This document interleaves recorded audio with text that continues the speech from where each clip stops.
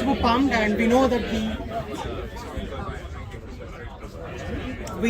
the situation with the markets are down, and that has made lots of life miserable over the last few days and weeks. And we do see a very challenging situation, not only in the blockchain but even outside. People who have been in the traditional markets and whatnot, the world is a bit gloomy. And the bigger question that comes back is what's next? What's happening and why? The valuation, the way we perceive something, has brought us to where we are right now. We are, as a herd, always been excited about something new, something that's ongoing, that's upcoming, and everyone rushes in. And we have always moved that trigger much up, and we have always seen this huge growth and then a huge fall later. But what is the bigger solution to this? What do we foresee as something that not only fixes it right now, but for a much longer period to come? This bubble that we are looking at in the blockchain space is building on top of the software bubble that we have seen in the traditional space, and both have been pretty inflated. And the blockchain adoption is the key that can help settle or that solve this. And the bigger question is how and why. The people might say the regulation could solve it. Sure, the regulation could reduce the amount of scams and problems that the industry faces. They can bring in more funds from traditional entities, but that's more speculative in nature. But why did blockchain come into existence in the first place? Blockchain was not created for us to speculate, for us to create new monkey pictures that sells for $1 million, but it came because it was solving some fundamental problems with how people believed, transacted, and worked in a global ecosystem. Blockchain was created as a technology, not as a gambling tool. And if it's a technology, why and where are we using it? If it's used purely for a tech purpose, where does the speculation play a role? Or if it should play a role? So the biggest solution is if more and more businesses, more and more entities, individuals can start using blockchain for what it truly is, to transact, to create something which is built for themselves, for their community, for their entity, which they could also work with other entities around the world, but focused on the benefits that the blockchain is offering.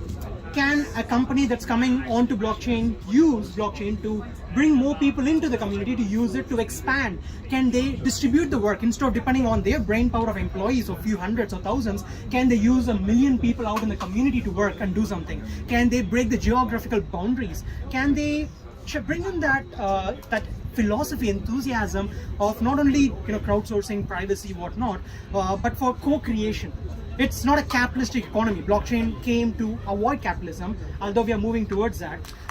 That change, that fundamental change, if it can happen, and we can build the builder's economy, that will be the biggest solution towards the entire industry that we have.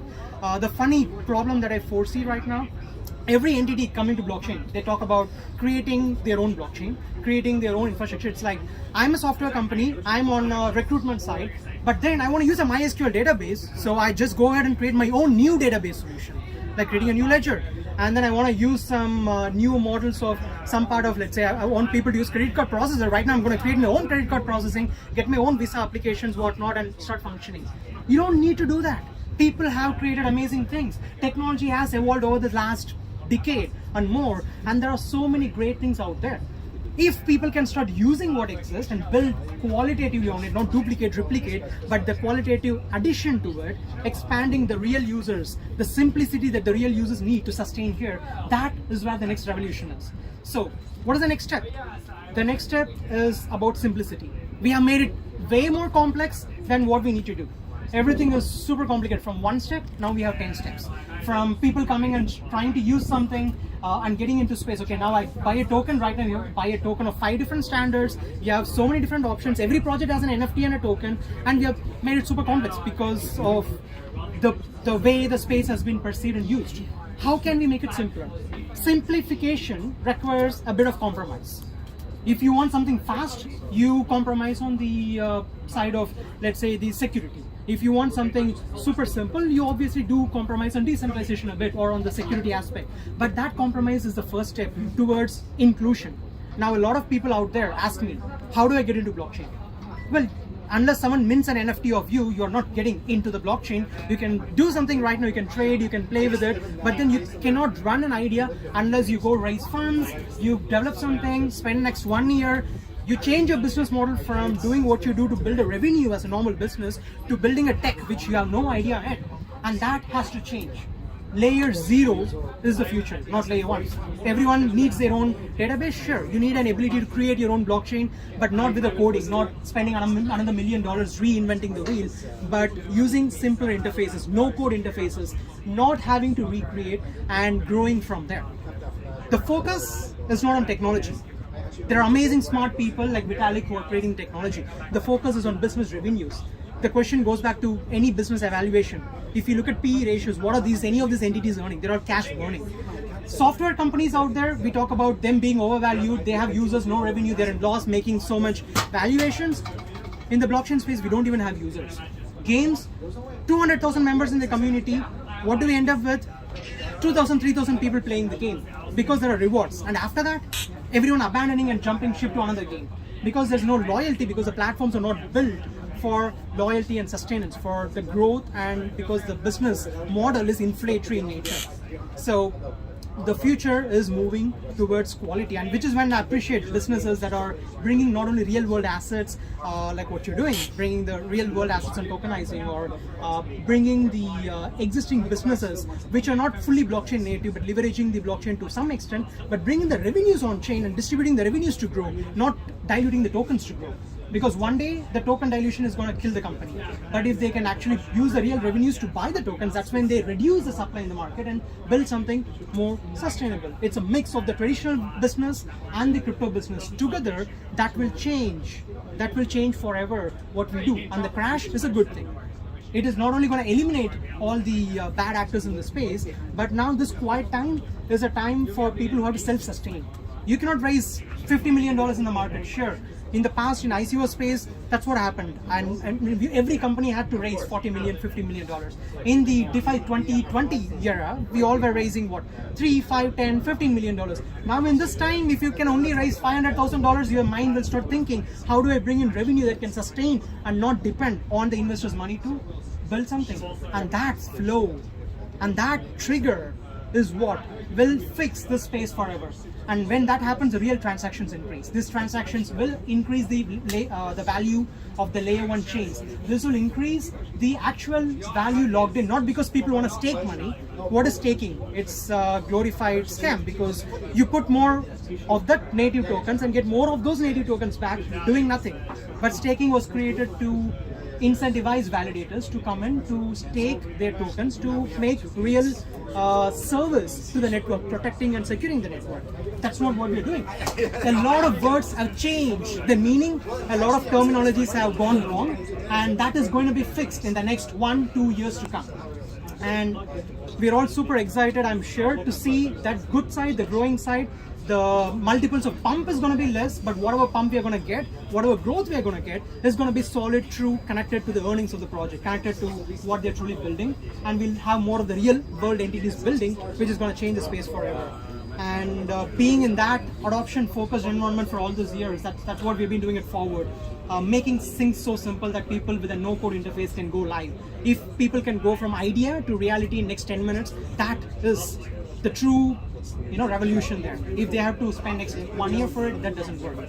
So I'm open for questions that you guys have on the blockchain adoption side and the future. Fundamental question. The first one being, how viable is blockchain commercially, and how do you calculate sustainability in blockchain? Okay. Commercial viability of blockchain is probably a challenging part when you talk about the public blockchains. Now the cost on the public blockchain is always escalating. What if you deploy your own private blockchain? Let's say you deploy a subnet, you run your own private blockchain. Who are you paying the fees for validation? You don't have to. You will be running your own nodes. The cost of running the node is the cost of server. So as a company, if you're a revenue generating company using blockchain for the pure tech purpose, you have a zero cost other than the cost of deploying something, and deploying blockchain doesn't have to cost you. There are layer 0 tools that will enable that. So the question to you really is, what are you going to use blockchain for? If it is to store data, the next question is, do you need the data public for every user to use, or is it only going to be specific to your company internal needs? If it's an internal needs, you can maintain it at a no cost at all, except the server cost of running those nodes. I mean, we talk about many layer 1s, ultra fast networks. How many nodes they have? They have 18 servers running. you can run those same agent servers yourself and be as good as those networks as well. Technically, you can do it with 1 or 2 servers. So the viability is definitely there. It's really the use case and the way you use it that makes the difference. But blockchain is as viable as a MySQL or MongoDB or any other database out there.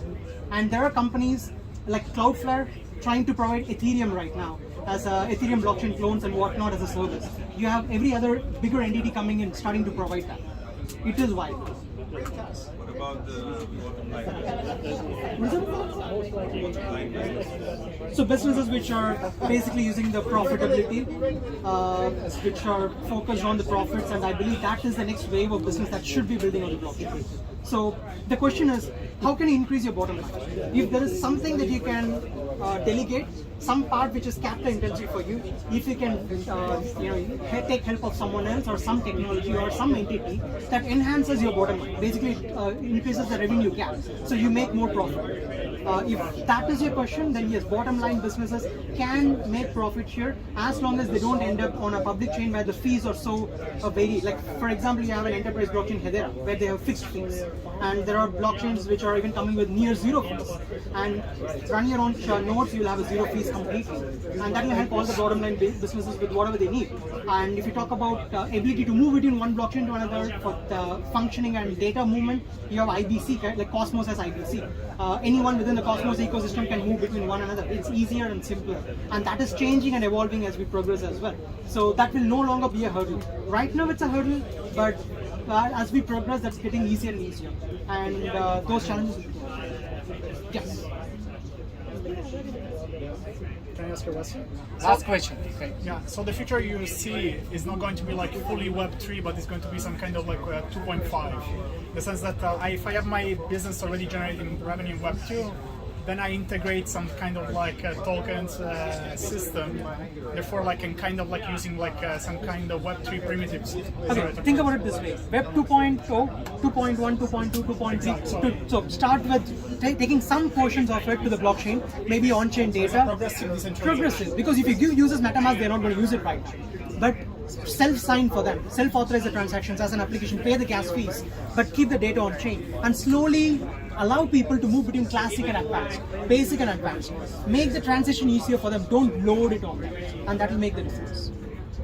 Well guys, time is up right now, but I'm here, feel free to reach out, happy to connect, happy to answer any questions you have. Great, thank you.